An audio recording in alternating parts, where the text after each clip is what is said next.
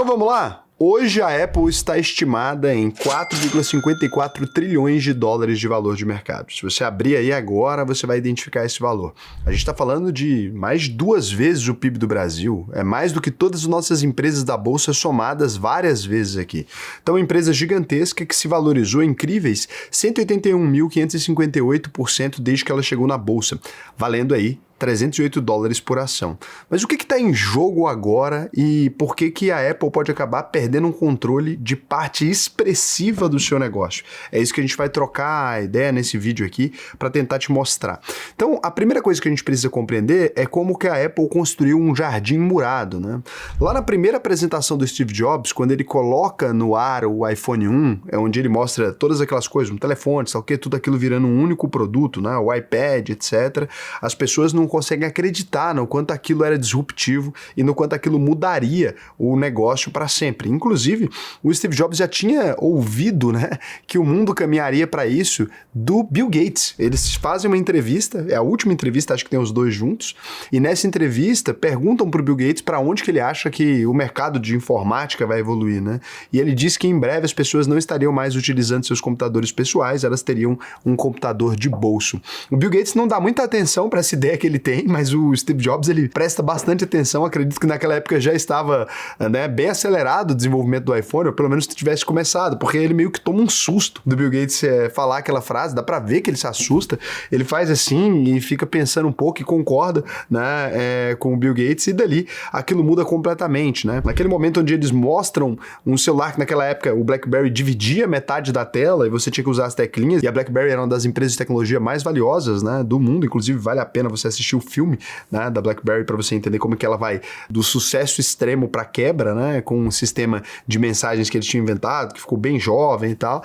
Quando o Steve Jobs mostra que o teclado tá na tela e o teclado se adapta, primeiro, a Nokia e a BlackBerry não acreditam que aquilo vai virar. A primeira coisa que todo mundo meio que dá risada, e logo depois de um tempo, quando ele vai mostrando adaptabilidade para jogos, etc., não tinha nenhum aplicativo, mas ele começa a falar sobre o quanto aquilo vai virar receita. Isso em outro momento, não na apresentação, né? Mas em outro momento, em reuniões internas, o Steve Jobs ele prevê o que realmente vai acontecer. Uma cobrança de uma comissão hoje, né, de 15% a 30% de tudo que é vendido dentro da Apple Store. Então, para você colocar qualquer aplicativo ou compras dentro do seu aplicativo na Apple, você precisa pagar uma fortuna. A gente está falando literalmente de uma taxa de 15% a 30%. Imagina, se você vendesse algum produto que tem esse tipo de taxa, você que é dono de restaurante deve estar pensando, Raul, eu estou me ferrando da mesma forma na mão de outra empresa que se inspirou bastante nesse modelo, que foi o iFood, né? E a Keto agora.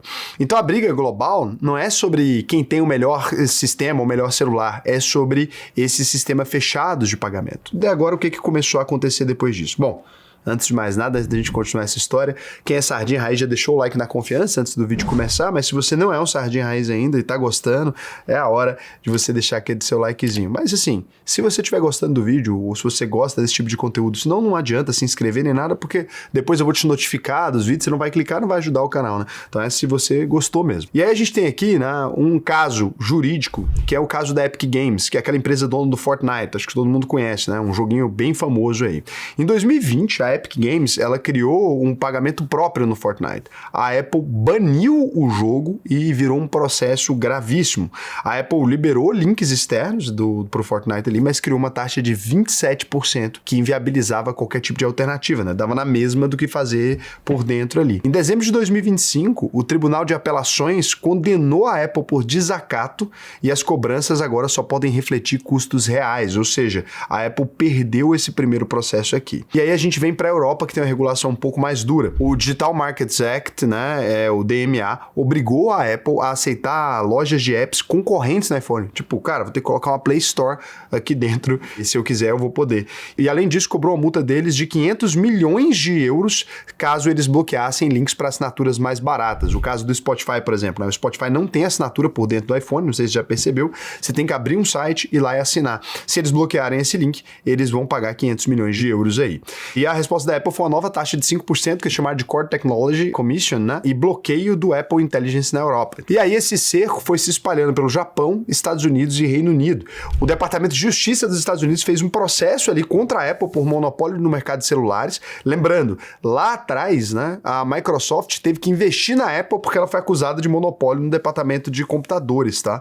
Tem um vídeo também do Bill Gates aparecendo numa apresentação da Apple, um vídeo histórico, emprestando dinheiro pro Steve Jobs porque a Apple tava quebrando logo quando ele voltou pra Apple. Isso aconteceu porque o Bill Gates tinha sido acusado de monopólio, então eles tiveram que financiar a Apple para ela continuar existindo, para que eles não fossem considerados um monopólio. E aí no Japão teve uma nova lei de abertura, a Apple manteve as taxas de 15% e 20%, e irritou mais de 600 empresas de jogos também. Então, isso deu um monte de problema lá. O Reino Unido exige acesso aos recursos do iPhone para que carteiras digitais rivais funcionem igual. Ou seja, todo mundo tem que poder instalar outro tipo de carteira no celular para que eles não possam ficar com esse monopólio. Olha que doideira. E aí, qual que é a defesa da Apple? A Apple tem dito que ele tem um sistema fechado, com segurança, privacidade, proteção contra vírus e golpes. Abriu o iPhone, exporia usuários vulneráveis, né, crianças e idosos. Ela investiu bilhões em pesquisa e desenvolvimento e tem direito de cobrar pelo uso da sua propriedade intelectual e essas coisas todas. Mesmo com esses processos e multas, né, a Apple bateu o recorde aí de 416 bilhões em faturamento em 2025. Só nessa divisão de assinaturas mais Apple Store gerou 109 bilhões desse total. Então não é nada desprezível aí. E aí, nesse momento todo, enquanto tudo isso está acontecendo, a gente tem uma virada de página, saindo o Tim Cook, que foi o sucessor do Steve Jobs,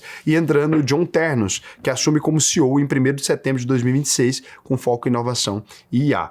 E aí, quando a gente vai olhar nesse relatório de 2025, né, de onde vem o dinheiro da Apple? Bom, o iPhone é metade de tudo, 209,6 bilhões de dólares, ou 50,4% da receita. O setor de serviços é o segundo e é o que mais cresce, tá, com esses 109,2 bilhões, 26% do total, né, uma alta de 13,5% no ano, ou seja, é o que está dando dinheiro, é o que não precisa de vender hardware, é o que não tem esse conflito com a China, é a parte que tá indo bem. E o resto você tem dividido nos wearables, né, os produtos utilizáveis, aí, fone de ouvido, etc., 35,7 bilhões de dólares. No Mac, né, 33,7 bilhões de dólares, bem menor que a arquitetura ali e os softwares que você vai baixar e as cobranças. E o iPad com 28 bilhões de dólares. Me surpreendeu, né? Eu não sei quem tá comprando esse tanto de iPad aí. Quando a gente vai olhar agora mais profundamente, porque algumas pessoas podem dizer, Raul, mas isso não pesa em nada, né? Então, na Apple, mesmo que essa linha fosse descontinuada e não vai acontecer, que ela só vai diminuir de tamanho, ela não impactaria totalmente no resultado da Apple. É aqui que eu gosto de falar, né, pra gente ir um pouco mais profundamente. Na UVP, eu sempre falo isso, que é a nossa escola, que você precisa ir além da informação básica. A Apple não divulga um número isolado, mas quando a gente vai falar do lucro, a Apple Store tem um lucro muito maior do que vender hardware, porque no hardware você tem que entregar produto. Na Apple Store ela só tá ganhando com a intermediação. Estima-se aí que a Apple Store gere até 30 bilhões de dólares por ano para a empresa, né? Ou seja, 25% de serviços e só 6,7% da receita total. E aí, quando você vai olhar, isso deve virar quase tudo lucro. A Apple Figures calculou mais de 27,39 bilhões em comissões globais em 2024. Um detalhe que vai mudar aí, então, é que no relatório aparece o setor de serviços com 75% de margem contra 36% da margem dos produtos ali. O resultado é 26% da receita é serviço, mas mais de 40% do lucro bruto é serviço. Salva de palma para os profissionais aí. A comissão da Apple Store é quase lucro puro, né? É o pedaço mais rentável de todo o negócio. Mexeria demais na capacidade de gerar caixa da empresa. E aí, por que essa briga vai mexer com você que é investidor da Apple ou de outras empresas aí? Os processos nos Estados Unidos, Europa e Japão não atacam o iPhone, né? Atacam justamente essa comissão com margem altíssima, que é praticada por outros players da indústria também. Então, cada ponto percentual cortado dessa taxa cai quase todo no lucro aí da empresa, e é por isso que a ação pode bater recorde de faturamento, mas mesmo assim esse risco regulatório preocupa. O que a gente pode ter a favor aqui da Apple e contra a Apple? A favor da Apple, o ecossistema gruda o cliente, né? Mais de 1 bilhão de assinaturas pagas e 2,3 bilhões de aparelhos ativos. O serviço faz a Apple depender cada vez menos de hardware novo, mesmo quando você tá com um iPhone antiguinho, cara, querendo ou não, você assina o iCloud, querendo ou não, você compra um aplicativozinho, querendo ou não, né? O cara vai fazer uma assinatura do Tinder, alguma coisa, isso tudo puxa muito dinheiro, tá? A margem da empresa, né, é 46,9%, 8,9% em 2025, ela gera um caixa absurdo e está garantindo recompra de ações. Agora, o que a gente tem de contra a Apple que pode prejudicar bastante? Esse risco regulatório, ele é real, ele é crescente e é a parte mais lucrativa da empresa.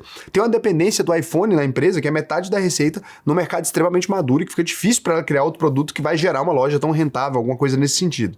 A percepção de atraso em IA, comparado com concorrentes também, tem ficado cada vez mais clara. Os concorrentes chineses têm feito coisas assustadoras, inclusive o CEO da Nvidia, quando ele se deparou com o celular todo fino, que dobrava e tal, ele literalmente tomou um susto. E eu fui na China, 90% das pessoas, os executivos de alto padrão, ninguém de iPhone, todo mundo com celulares ultra tecnológicos ali, que eu fiquei sim com vontade de experimentar. E caso a gente veja celulares entrando no mercado em outros países, mesmo que não sejam nos Estados Unidos, que lá por lá vão proteger, obviamente isso pode afetar muito o mercado da Apple. Eu mesmo gosto muito de iPhone e tal, por conta do ambiente, acho muito legal, mas cada vez mais a gente começa a cogitar testar outros modelos, principalmente quando a Apple não inovou em nada nos últimos 10 aparelhos aí. Então, o preço da ação é muito salgado também, ela está operando num price per earnings de 33, é uma estimativa de que ela vai crescer muito, né? Ela teria que lucrar muito, porque você está pagando 33 anos adiantado. E aí, assim, hoje a ação está cada vez mais cara, a Apple já é precificada como vencedora e as coisas podem mudar. Então a Apple pode estar enfrentando aí o maior risco da vida dela, da história da empresa nos próximos anos. E se você quiser aprender a investir comigo, né, no Brasil e no mundo todo, inclusive Apple, se você ainda quiser depois disso, mas tem coisa melhor para você fazer investimento nesse momento atual, inclusive as Big Techs podem estar muito infladas e próximas de uma bolha. O que eu vou te recomendar é que você acesse aí, na verdade pode clicar no primeiro link aqui embaixo, tá? Primeiro link ou no primeiro link do comentário, no comentário tem fixado, tem um linkzinho. Você vai abrir o site da UVP. Lá você pode conhecer um pouco mais sobre os serviços que a gente presta. A gente tem consultoria, tem tudo quanto é coisa. Mas eu recomendo que o caminho mesmo, legal, é você olhar a grade da nossa escola lá embaixo, os módulos da UVP. Depois você sobe aqui, clica no botão Faça sua análise de perfil, preenche o questionário, que você vai ter acesso à nossa plataforma exclusiva de investimentos. E ao contrário da Apple, é diferente, né? Uma vez que você entra na nossa plataforma, você começa a ganhar mais dinheiro automaticamente. Todo mundo que se tornou aluno da UVP, eu posso afirmar que eles ganham mais dinheiro, porque você vai receber cashback na renda fixa, cashback nas suas ações estão paradas ali, sem gerar renda nenhuma, a gente gera renda para você com as suas ações sem você vender. Então você deixa ela lá para alugar, os traders alugam, né? Lá na plataforma, e você recebe 70% do valor do aluguel. Em outras plataformas tem aluguel também? Tem, mas você recebe só 30%, e outras plataformas aluga bem menos. É porque como a gente tem um acordo lá com o BTG Pactual, lá tem trader pra caralho. O pessoal aluga todos os dias as suas ações, então você vai conseguir ganhar muito mais dinheiro só de trocar de plataforma e investir junto com a gente, se você quiser. Além de todos os segredos e todos os truques que a gente vai te ensinar, te liberar um monte de plataforma, pode ter acesso ao nosso cartão. Cara, tudo que envolve dinheiro tem dentro da UVP. E lembrando que se você assistir todas as aulas da UVP, né, conhecer o ecossistema e não aprender a investir, ou não gostar mesmo, falar, Raul, cara, não gostei, não funcionou para mim. Depois de concluir as aulas, você pode entrar no nosso suporte e pedir o seu dinheiro de volta. Lembrando que se eu falasse isso aqui e não cumprisse, você poderia ir no Procon, pegar seu dinheiro bem fácil, né? E eu já ensinei, inclusive, a abrir o site do Procon e pegar o dinheiro de volta. Então, se alguém estiver te enganando, desse jeito aí. E outra coisa importante é que os outros cursos falam que tem garantia, mas é garantia de 7 dias, que é obrigatória. Tô dizendo não é garantia de 7 dias, é assistir todas as aulas, pode demorar ali um mês e depois pedir o dinheiro de volta. Tranquilo? Então você sabe que a gente é muito bom no que a gente faz por conta disso. Vai lá, pra mim vai ser um prazer te ensinar a investir e você ser mais uma aí das 60 mil pessoas que eu ensinei e coloquei no mercado aí. Olha que incrível.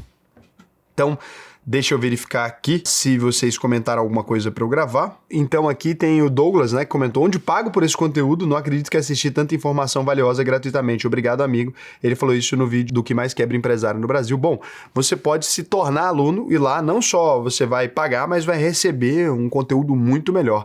Fico honrado aí por você ter gostado tanto. O Alci da Suzy falou: eu não sou brasileiro e não moro no Brasil. Como faço para entrar na UVP? Cara, entra normal, né? Mas assim, boa parte da grade do conteúdo, ela inclusive está adaptada para estrangeiro na parte do Interactive Brokers, tá? Porque a gente tem um módulo internacional, você pode ir lá e comprar, óbvio que ele é mais caro, né? Você pode ir lá e comprar um módulo internacional, onde você acessa para quem deu saída fiscal ou para quem não vive no Brasil. A gente tem lá isso.